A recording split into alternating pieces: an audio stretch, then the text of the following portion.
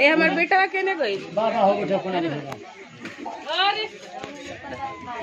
पैसा के फेर में पड़ रहे ला किधर ले पास ले रखो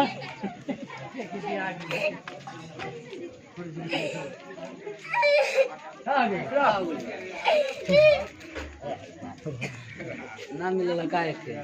नहीं खेले चुप रह यार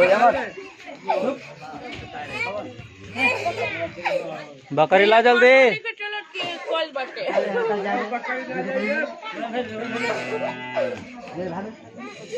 दस सारे खुंटा खोलाई चाहिए का तो के खुटा मांगा था वो खुटा आओ ए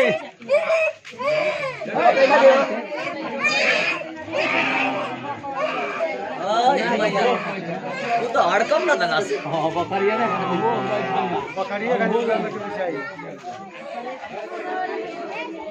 पता चल रहा कैसे झगड़ा करना है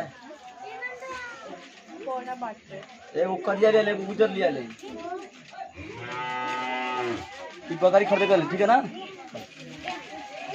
तो मैं अपना खूब गाड़ी कर जो करेगा दोनों उनके जोटा जो खूब करेगा हां नीचे बोली बनी अरे सर बच्चे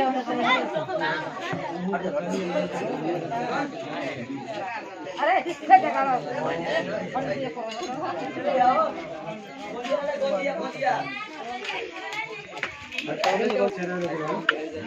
मूड होटनिया नमस्ते प्रणाम गोरला बटनिया मूड होटनिया अभी शूटिंग चला था बात करी बाकी कलाकार से